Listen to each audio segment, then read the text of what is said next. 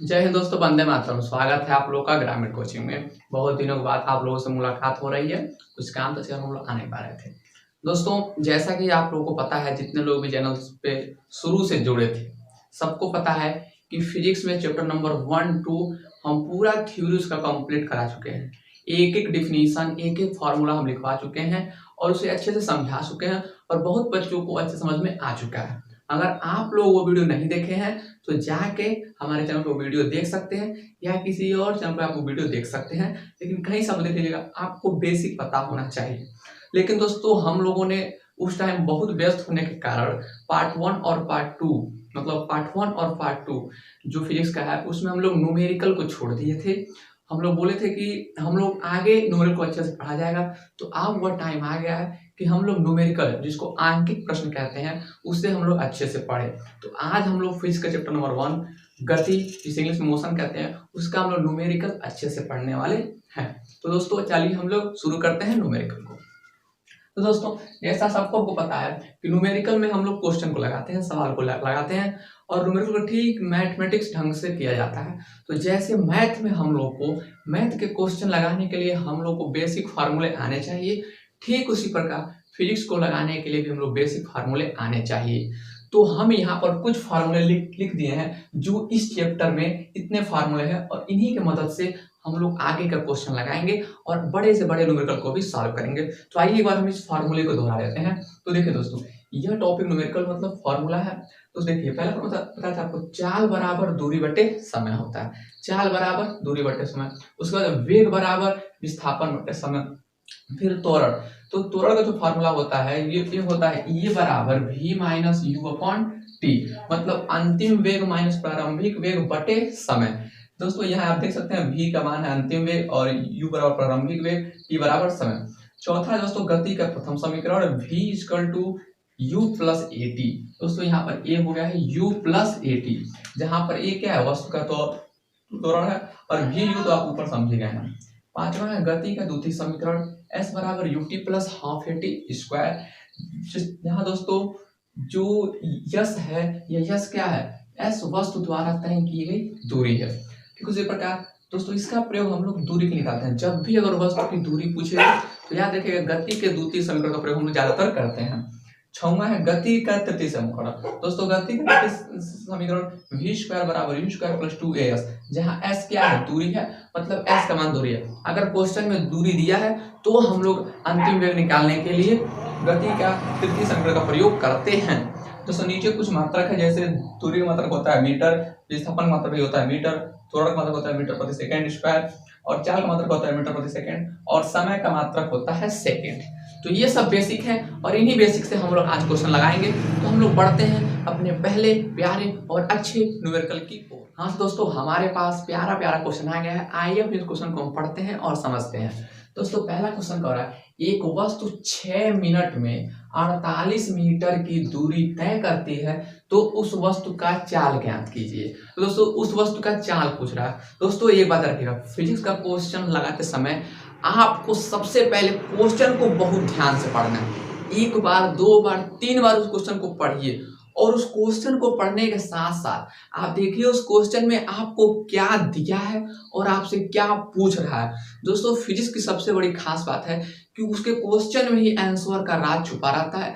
अगर आप क्वेश्चन ध्यान से पढ़ लिए, मन लगा के पढ़ लिए, तो आपका आंसर बिल्कुल सही आएगा। सबसे पहले आप क्वेश्चन को पढ़ना है और देखना है क्वेश्चन में क्या दिया है और क्या पूछ रहा है। तो आइए हम लोग भी एकदम आराम से क्वेश्चन को पढ़ते हैं। तो कह रहा है, एक वस्तु 6 मिनट में 48 मीटर की दूरी तय करती है, उसका चाल क्या। दोस्तों, अगर ध्यान से देखेंगे, एक वस्तु 6 मिनट में, मतलब 6 मिनट क्या है दोस्तों, यहाँ पर 6 मिनट दोस्तों समय दिया है और 48 मीटर की दूरी। दोस्तों, 48 मीटर मतलब क्या, इसकी दोस्तों दूरी दिया है, तय करता है तो उसका चाल। दोस्तों, यहाँ पे चाल इसका पूछ रहा है। क्या पूछ रहा है, चाल। तो देखिए, हम लोग क्वेश्चन को ध्यान से पढ़ें तो हम लोग को समय निकल गया, दूरी निकल गया और हमसे क्या पूछ रहा है ये भी निकल गया। तो आइए हम लोग अब इसको सॉल्व करते हैं। तो हम सिंपल लिखते हैं, वस्तु द्वारा तय किया गया दूरी, वस्तु द्वारा तय किया गया दूरी। बताइए दोस्तों, वस्तु द्वारा तय किया गया दूरी कितना है? तो 48 मीटर। सिंपल लिख दिया दोस्तों। अभी हम अपने पास से कुछ नहीं कर रहा, सब इसी में से कर रहे हैं जो क्वेश्चन में दिया है। अब समय भी दिया है, तो वस्तु द्वारा लिया गया समय, वस्तु द्वारा लिया गया समय, वस्तु द्वारा लिया गया समय दोस्तों कितना समय है? 6 मिनट। अब देखिए दोस्तों, आपसे पूछ क्या रहा है? वस्तु का चाल, वस्तु का चाल, तो वस्तु का चाल बराबर दोस्तों क्वेश्चन मार्क। बस दोस्तों, यहां तक अगर आप कर लिए तो यकीन मानिए, अगर क्वेश्चन 5 नंबर का है तो आपका 1 से 1.5 नंबर फिक्स हो गया। दोस्तों देखिए, यहाँ हम लोग अपने पास से कुछ नहीं किए हैं, जो क्वेश्चन में दिया था वही हम लोग अभी तक लिखे हैं। अब देखिए दोस्तों, एक बात आपको एक चीज क्लियर होना चाहिए कि क्वेश्चन में आपसे पूछ क्या रहा है और आप उसका जवाब क्या देंगे। जैसे अगर हम आपसे पूछें कि आप अपना नाम बताइए, तो निश्चित है आप अपना नाम बताएंगे। हम कहें कि आपके पिताजी का क्या नाम है, तो आप अपने पिताजी का नाम बताएं। तो अगर क्लियर पता रहेगा कि हम आपसे क्या पूछ रहे हैं तो आप क्लियर आंसर देंगे। हम कहें कि आप थोड़ा उनका नाम बताइएगा, तो आप कंफ्यूज रहेंगे, किनका नाम? हम कहें अरे उस फलाने का नाम बताइए, आप कहेंगे किन, कौन सा फलाने का नाम? मतलब आप कंफ्यूज रहेंगे। अगर हम कहें आप उस दिन जिसके साथ गोलगप्पे खा रहे थे उसका नाम बताइए, तो जो लाल लाल पहनी थी, आप कंफ्यूज रहेंगे। तो कंफ्यूज में आप कब आते हैं? जब आपको क्वेश्चन समझ में नहीं आता है। लेकिन अगर हम कहें कि आपका क्या नाम है, तो आप निश्चित ही अपना नाम बता देंगे। तो कमेंट बॉक्स में नाम आप बता दीजिएगा। अब आइए, तो ठीक देखिए क्वेश्चन में क्या पूछ रहा है। क्वेश्चन में पूछ रहा है वस्तु का चाल। दोस्तों वस्तु का चाल, तो अब सोचिए चाल बराबर क्या होता है?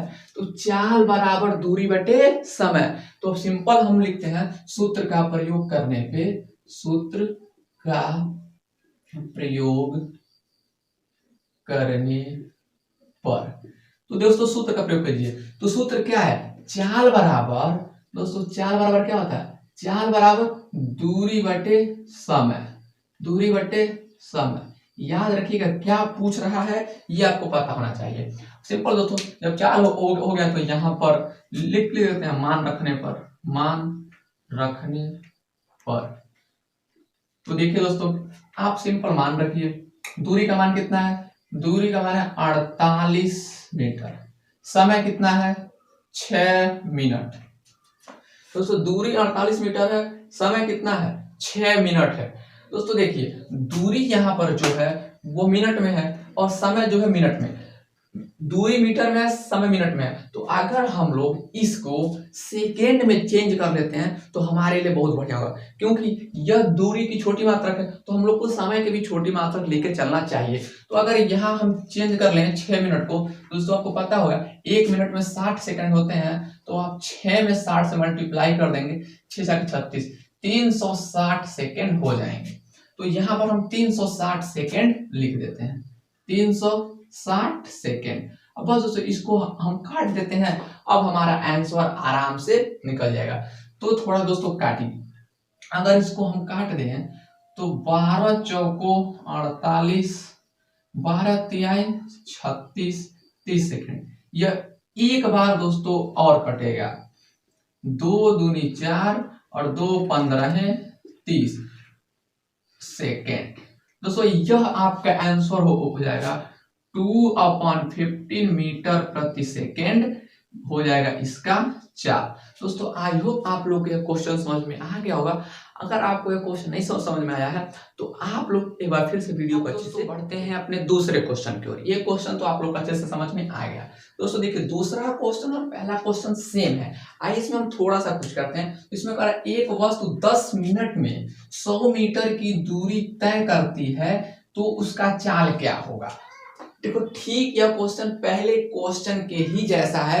तो जैसा है दोस्तों आपको हम बता रहे थे कि फिजिक्स के क्वेश्चन को आप लोग ध्यान से पढ़िए। तो ध्यान से पढ़िए, ये एक वस्तु 10 मिनट में, यहाँ जो 10 मिनट वह हो गया वस्तु द्वारा लिया गया समय।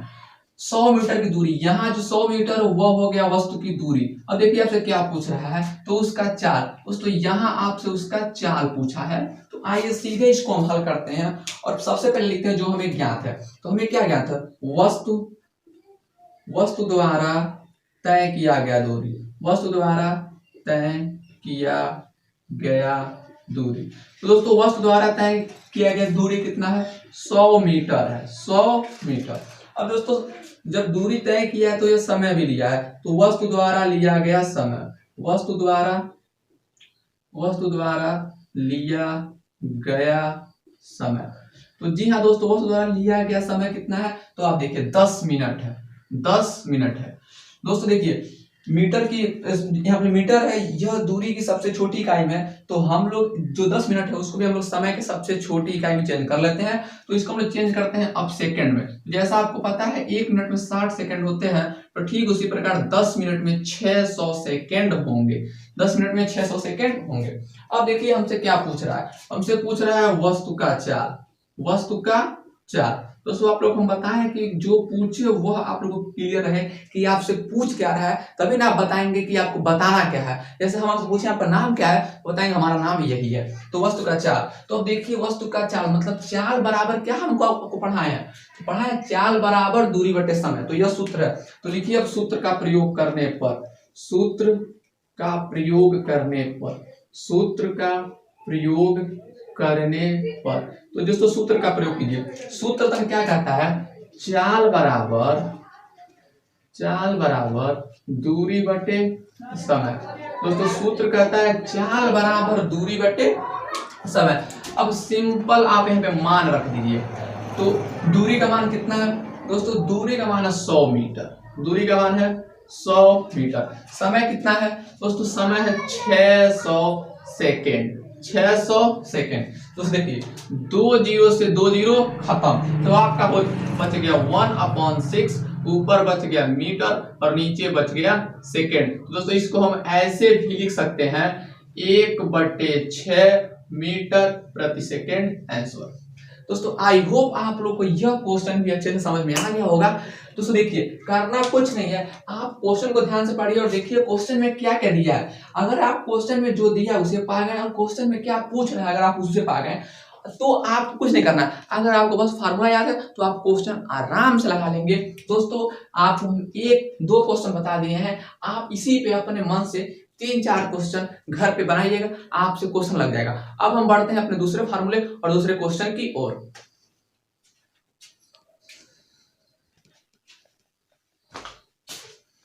तो जी हाँ दोस्तों, अब हमारा दूसरा फार्मूला है वेग बराबर विस्थापन बटे समय। तो हम इसी पे एक क्वेश्चन ले लिए हैं। एक वस्तु 6 सेकंड में 48 मीटर विस्थापन तय करती है, तो उस वस्तु का वेग क्या होगा?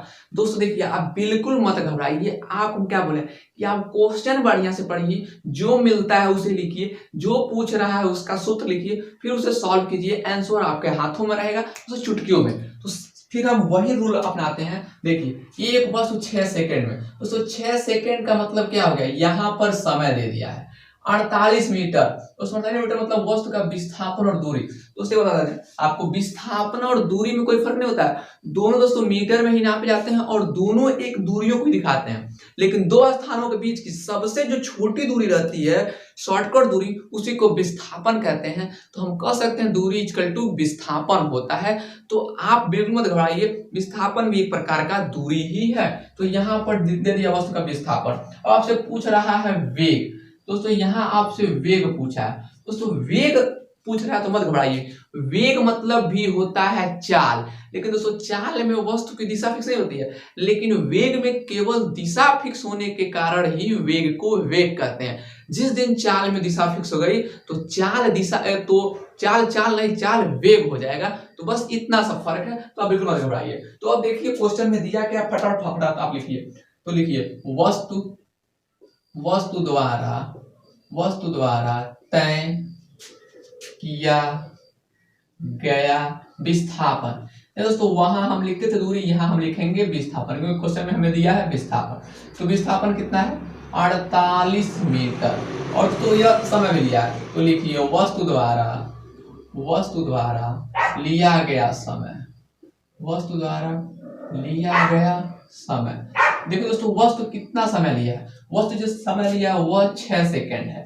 दोस्तों दो चीजें आपको मिल गई। अब देखिए पूछ क्या रहा है, वस्तु का वेग। तो वस्तु का वेग क्वेश्चन में आपको ये भी दिया है, वस्तु का वेग बराबर क्वेश्चन मार्क। वस्तु का वेग ही आपसे पूछा है, तो आपको जो चीज पूछे आप उसका फार्मूला याद समझिए। तो वस्तु का वेग, तो वेग बराबर होता है वेग बराबर विस्थापन बटे समय। तो तुरंत आप लिखिए सूत्र का प्रयोग करने पे, सूत्र का प्रयोग करने पर, सूत्र का प्रयोग करने पर। दोस्तों आप यहाँ पे वेग के सूत्र का प्रयोग करने पर भी लिख सकते हैं।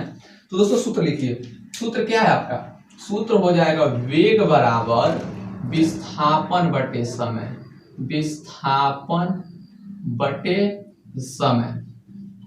दोस्तों आ गई, अब विस्थापन का जितना भी मान रखिए, विस्थापन का मान कितना है, विस्थापन का मान है दोस्तों 48 मीटर, विस्थापन का मान है 48 मीटर, समय कितना है 6 सेकेंड। तो देखिए कट ये क्या ये कटता है 6 अठे 48, 6 अठे 48। तो दोस्तों 8 मीटर प्रति सेकेंड, इसको हम ऐसे भी लिख सकते हैं 8 मीटर प्रति सेकेंड। दोस्तों यहाँ यही हो जाएगा वस्तु का वेग, हम ये लिख देंगे अतः वस्तु का वेग 8 मीटर प्रति सेकेंड है। दोस्तों आई होप आप लोग इस क्वेश्चन को भी बढ़िया से समझ गए होंगे। दोस्तों इस क्वेश्चन में जाके आप घर पे कम से कम 4 क्वेश्चन प्रैक्टिस कीजिएगा।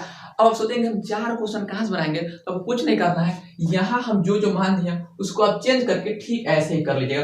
तो जब तक आप घर पे जाकर प्रैक्टिस नहीं करेंगे, टीचर कितना हो भी अच्छा कितना हो भी बेकार पढ़ा ले, आपको समझ में नहीं आएगा। दोस्तों प्रैक्टिस करना पड़ेगा, असल मेहनत बच्चे को घर पे करना पड़ता है। दोस्तों अगर कोचिंग में सबको समझ में आ जाता तो बहुत कोचिंग में बहुत सारा भीड़ लगा रहता है, सब बच्चों को समझ में आ जाता है। दोस्तों कोचिंग बस एक जरिया है कि आप उस रास्ते तक वो रास्ता दिखा सके जिस पे आपको चलना है। तो दोस्तों आप घर पे जाकर अच्छे से मेहनत कीजिएगा। अब हम लोग मिलेंगे नेक्स्ट वीडियो में, तब हम नीचे के बचे पूरे फार्मूले पर एक वीडियो लेकर आएंगे, उस पर अच्छे से स्टेप बाय स्टेप एक एक क्वेश्चन को आपको समझाएंगे। तब तक के लिए दोस्तों जय हिंद, वंदे मातरम। अगर वीडियो अच्छा लगा हो तो कमेंट करके जरूर बताइएगा कि वीडियो अच्छा लगा, जिससे हमारा हौसला बढ़ सके। जय हिंद, वंदे मातरम।